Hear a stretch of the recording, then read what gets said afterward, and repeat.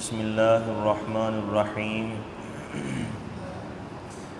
والسارق والسارقۃ فاقطعوا ایدیہما جزاء بما کسبا نکالا من اللہ واللہ عزیز حکیم۔ صدق اللہ العظیم۔ رب اشرح لی صدری ویسر لی امری واحلل عقدۃ من لسانی یفقہوا قولی۔ محترم حضرات، ہم نے ویکلی درس شروع کیا ہوا ہے، اور پہلے ہم نے درس کے اندر جو حرام کی کمائی ہے ان کی مختلف صورتوں میں سے ایک صورت ہم نے پڑھی تھی، وہ صورت تھی سود کے متعلق۔ آج مختصر وقت کے اندر ایک ایسی چیز اور ایک ایسا پیغام آپ کے پاس لے کر آئے ہیں جس پیغام کی ہمارے معاشرے میں بہت ہی اشد ضرورت ہے۔ ہم بازار کے اندر جائیں تو یقین جانیے دن دہاڑے ڈکیٹی ہو جاتی ہے۔ لوگ دن دہاڑے لوگوں کے سامنے لوٹ لیتے ہیں۔ بازار کے اندر پانی کے کولر رکھے ہوئے ہیں اور ان کولروں کے ساتھ ایک گلاس رکھا ہوا ہے، پلاسٹک کا گلاس ہے، اس کے ساتھ بھی زنجیر باندھی ہوئی ہے، اس لیے کہ ہمارے لوگ وہ گلاس تک نہیں چھوڑتے اور چوری کرتے ہوئے ذرا بھی احساس نہیں کرتے۔ ہمارے معاشرے میں دائیں بائیں لوگ چوری ایسے کرتے ہیں جیسے ثواب کا کام ہے۔ اللہ تعالیٰ قرآن مجید کے 6 پارے میں سورۃ المائدہ کے اندر آیت نمبر 38 میں فرما رہے ہیں والسارق والسارقۃ فاقطعوا ایدیہما، چوری کرنے والا مرد ہو یا چوری کرنے والی عورت ہو، فاقطعوا ایدیہما، ان کے ہاتھ کاٹ دو، ان کا ہاتھ ان کے جسم پر رہنے نہ دو۔ ہوگا کیا؟ جزاء بما کسبا، یہ اس کی سزا ہے جو انہوں نے کام کیا ہے۔ نکالا من اللہ، یہ اللہ کی طرف سے ایک عبرت کا پیغام ہے لوگوں کے لیے۔ لوگ ڈر جائیں گے، لوگوں کے اندر ایک خوف اور ایک وحشت آ جائے گی کہ اگر ہم نے بھی چوری کی تو ہمارا بھی ہاتھ کاٹا جائے گا۔ اب عبرت پکڑیں گے۔ واللہ عزیز حکیم، اللہ غالب ہے، حکمت والے ہیں۔ یعنی اللہ پاک نے ہمیں ایک سبق دیا ہے کہ میری حد نافذ کر کے دیکھو، انشاءاللہ تمہارے مال بھی محفوظ ہوں گے، تمہاری دکانیں بھی محفوظ ہوں گی، تمہاری مارکیٹیں بھی محفوظ ہوں گی، تمہارا بینک بیلنس، تمہاری جیبیں محفوظ ہو جائیں گی۔ میری حد نافذ تو کرو۔ بڑے بڑے آزاد پسند خیال لوگ ہمارے ملک میں پائے جاتے ہیں، وہ کہتے ہیں اسلامی حدوں کو اگر نافذ کر لیا یہ تو انسانیت کی دھجیاں اڑ جائیں گی، یعنی ہم سے سب سے بڑا خیر خواہ وہ مالک ہے، ہم سب کا اس بات کے اوپر اعتماد ہے۔ وہ مالک نے جو ہمیں قرآن میں حدیں دی ہیں ان کو نافذ کر کے دیکھیں۔ زنا کی حد شادی شدہ ہو اسے رجم کرو تو کرو اسے، تاکہ لوگوں کو عبرت آ جائے۔ کوئی کسی پہ جھوٹا الزام لگاتا ہے، قرآن کہتا 80 کوڑے مارو گے تو لوگوں کی عزتیں بچیں گی، لوگ کسی پہ انگلی نہیں اٹھائیں گے۔ شراب کوئی پیے اسے 80 کوڑے ماریں گے تو لوگ شراب سے بچیں گے۔ چوری کوئی کرتا ہے ثابت ہو جاتی ہے تو اس کا ہاتھ کاٹو، آپ کا مال محفوظ ہو جائے گا۔ اگر یہ ایسا کرو گے تو اس کے اندر زندگی ہے۔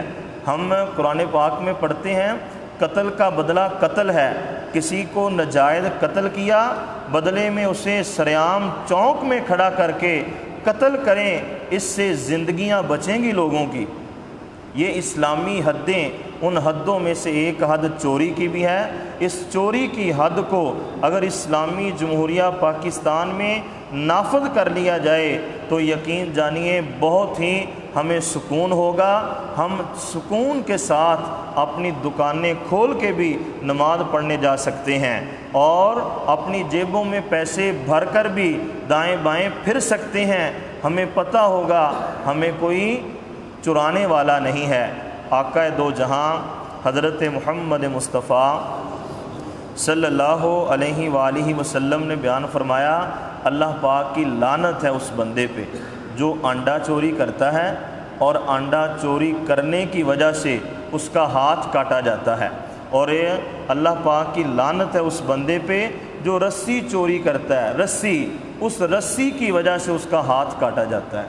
یعنی اس کی کوئی ویلیو ہے انڈے کی یا رسی کی؟ جیسے پنجابی کی ہے کہ ککھ دی بھی چوری تو لکھ دی بھی چوری۔ ایک ککھ بندہ کسی کا چرا لیتا ہے وہ بھی چور ہے، اور ایک بندہ لاکھ روپیہ کسی کا چراتا ہے وہ بھی چور ہے۔ حضرت ابوبکر صدیق رضی اللہ تعالیٰ عنہ کے پاس ایک بندہ آیا، اس کا ایک ہاتھ کٹا ہوا تھا اور ایک پاؤں کٹا ہوا تھا، اور عشاء کا ٹائم تھا۔ حضرت ابوبکر صدیق نے ان کی مہمان نوازی کی، کھانا کھلایا، کھانا کھانے کے بعد انہوں نے نماز پڑھی۔ اب جب نماز ادا کی، اتنے خشوع خضوع سے نماز ادا کی کہ حضرت ابوبکر بڑے ان سے متاثر ہوئے، یار یہ بندہ دیکھو ہاتھ بھی نہیں ہے پاؤں بھی نہیں ہے اور کتنی خشوع خضوع سے نماز ادا کر رہا ہے۔ نماز پڑھی، آپ نے کہا یار تیرا ہاتھ کس نے کاٹا، تیرا پاؤں کس نے کاٹا؟ انہوں نے کہا جی میرا پاؤں اور ہاتھ یالا نامی آدمی نے کاٹا ہے رضی اللہ تعالیٰ عنہ۔ حضرت ابوبکر کہتے ہیں صبح ہو لینے دو، میں اس سے پتہ کروں گا آپ کا اس نے ہاتھ کیوں کاٹا ہے، اس لیے گھبرانے کی ضرورت نہیں ہے، میں تمہارے ساتھ ہوں۔ اتنی باتیں ہوئیں، وہ چلا گیا۔ اب ہوا کیا، اس بندے نے راتوں رات حضرت اسماء بنت امیس کا زیور چرا لیا، چوری کر لیا۔ صبح ہوئی، محلے میں شور پڑ گیا کہ اسماء کا زیور چوری ہو چکا ہے۔ تحقیق کی، وہ جو زرگر تھا اس کے پاس چلے گئے، اس کے پاس وہ زیور پڑا تھا، اس سے پوچھا یہ زیور کہاں سے آیا؟ کہا مجھے ایک بندہ بیچ کے گیا ہے۔ اس کی شکل کیسی تھی، حیت کیسی تھی؟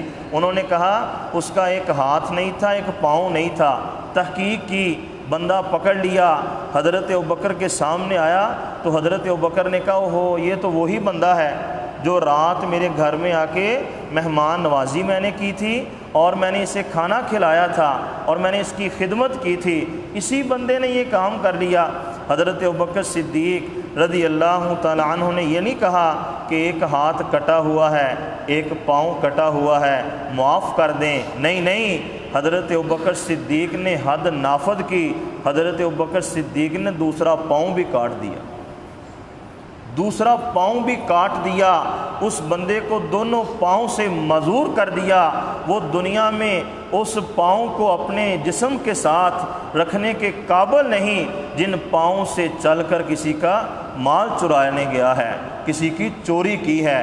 اس ہاتھ سے چوری کرتے ہیں، یہ ہاتھ ہمارے جسم کا حصہ ہی نہیں رہتا، یوں سمجھیے ہمارا پاؤں ہمارے جسم کا حصہ ہی نہیں رہتا۔ یہ انداز تھا حضرت ابوبکر صدیق رضی اللہ تعالیٰ عنہ کے دور کے اندر، اور آپ علیہ الصلوۃ والسلام کے پاس آپ خیبر سے واپس آ رہے تھے۔ حضرت ابو ہریرہ فرماتے ہیں ہم ایک وادی میں اترے، آپ کا ایک غلام تھا مدعم، صحیح مسلم کی یہ حدیث ہے، سمجھ لگ رہی سب کو اسپیکر کی وجہ سے؟ مدعم آپ کا ایک غلام تھا اور آپ کی سواری کے سے کجاوا اتار رہا تھا۔ اچانک آپ علیہ الصلوۃ والسلام کی سواری کے اوپر سے سامان اتارتے اتارتے کسی دشمن کا تیر لگا اور وہ فوت ہو گیا۔ لوگوں نے کہا یہ بندہ بڑا خوش قسمت ہے، اللہ کے نبی کی سواری کی خدمت کر رہا تھا، پیارے پیغمبر کی نوکری کر رہا تھا اور اللہ کے راستے میں نکلا ہوا ہے، یہ تو شہید ہوا ہے۔ حضرت محمد مصطفیٰ صلی اللہ علیہ وآلہ وسلم نے کہا نہیں نہیں، ایسا نہ کہو، میں جہنم میں اس بندے کو دیکھ رہا ہوں، اس بندے نے خیبر کے مال غنیمت میں سے ایک چادر چوری کی ہے، اور وہ چادر اس بندے کے اوپر لپٹی ہوئی ہے اور میں اسے جہنم میں دیکھ رہا ہوں۔ اللہ معاف فرمائے۔ اس حدیث سے پتہ چلتا ہے جتنے روپے پیسے یا جو چیز چوری کی ہوگی وہی چیز اللہ آگ بنا کے بندے کے اوپر چسپاں کر دیں گے۔ اللہ معاف فرمائے، اللہ معاف فرمائے۔ ہمیں آج اس وقت ہوش کے ناخن لینے چاہیے اور اللہ کے قرآن مجید پہ عمل کرتے ہوئے ڈر جانا چاہیے۔ واللہ عزیز حکیم، اللہ غالب ہیں، اللہ قہار ہیں، اللہ جبار ہیں، اللہ دنیا میں لوگوں کو یقین جانیے عبرت کا نشان بنا دیتے ہیں، لوگ اس سے سبق نہیں لیتے۔ حضرت محمد مصطفیٰ صلی اللہ علیہ وآلہ وسلم نے بیان فرمایا، اپنے ہمسائے کے گھر کی چوری، جو بندہ اپنے ہمسائے کے گھر کی چوری کرتا ہے 10 گھروں کی چوری کے برابر ہے۔ اللہ معاف فرمائے۔ کیوں بھلا؟ اس لیے کہ ہمسایہ، جیسے کہتے ہیں ہمسایہ ماں جایا، ہمسایہ ہمسائے کا خیر خواہ ہوتا ہے۔ اگر ہمسایہ ہی ہمسائے کے مال کو چرا رہا ہے تو اس کا کیا اعتبار کیا جا سکتا ہے؟ آپ علیہ الصلوۃ والسلام نے بیان فرمایا، کوئی بندہ کسی جانور کے تھنوں سے دودھ نہ چرائے۔ ایسے ہی کسی کی بکری جا رہی ہے، اس کا دودھ دھو کے پینے لگ پڑا ہے، وہ چوری کا ہے۔ ہمارے اکثر لوگ گاؤں میں جب جاتے ہیں کسی مربے کے پاس سے گزرتے ہیں، جو پسندیدہ پھل لگتا ہے توڑ کے کھانے لگ پڑتے ہیں، چوری کا ہے۔ سمجھ لیں کہ یہ کس کا باغ ہے، اجازت لے لیں کہ سر میں یہاں سے اتنی چیز لے لوں، پوچھنے میں حرج کیا ہے، لیکن چوری کر کے مال کھانے میں نقصان بہت ہے، کل بھگتنا پڑے گا اور اللہ کی بارگاہ میں ہمیں حساب دینا پڑے گا۔ آج اگر اپنے بچوں کو، ایک بچہ گیند کسی کی چرا کے لاتا ہے، باپ کو بتاتا ہے، ماں کو بتاتا ہے، ماں اسے تھپڑ مارے منہ پہ کہ دفع ہو جاؤ، جس کی لے کے آئے ہو واپس کرو۔ اگر ماں کہے کوئی بات نہیں بیٹا کھیلو کھیلو، تو یہ بڑا ہو کے ڈکیٹ بنے گا، بڑا ہو کے چوریاں کرے گا۔ آج گیند چرا کے لایا ہے، کل کسی کے پیسے چرا کے لے کے آئے گا۔ تو ہم مذاق میں کسی کی چوری کر لیتے ہیں۔ ہمارے بڑے بڑے اسٹوڈنٹ ہیں، کلاس میں بیگ میں سے کوئی چیز چرا لیتے ہیں، پھر اس کو تنگ کرتے ہیں، اگر نہ ملے تو کہتے ہیں ایک شرط پہ دوں گا، اگر چیز مل جائے ہمیں کھلائیں گے کیا؟ یعنی اس کی چیز گم ہو گئی ہے اور ان کو مذاق کی سوجی ہوئی ہے۔ حضرت محمد مصطفیٰ صلی اللہ علیہ وسلم کی حدیث ہے، ایک بندہ اللہ کے نبی کے زمانے میں کھونٹی کے ساتھ حاجیوں کے کپڑے اتارا کرتا تھا، اور جب کسی حاجی کو پتہ چلتا کہ میرا کپڑا کھونٹی میں اڑا ہوا ہے تو یہ بڑا ہوشیار بنتا، کہتا ہاں ویسے ہی اڑ گیا ہے، ہوا کی وجہ سے اس پہ ویسے ہی لٹکا گیا ہے، اس لیے یہ لو واپس لے لو۔ کسی کو پتہ چل جاتا تو کپڑے واپس کر دیتا، کسی کو پتہ نہ چلتا تو کھونٹی کے ذریعے کپڑے اتار کے اپنے گھر لے جاتا۔ آپ علیہ الصلوۃ والسلام نے بیان فرمایا، میں نے اسے جہنم میں دیکھا ہے، اسی کھونٹی کے ساتھ اللہ جہنم میں اسے گھسیٹ رہے ہیں۔ اللہ معاف فرمائے۔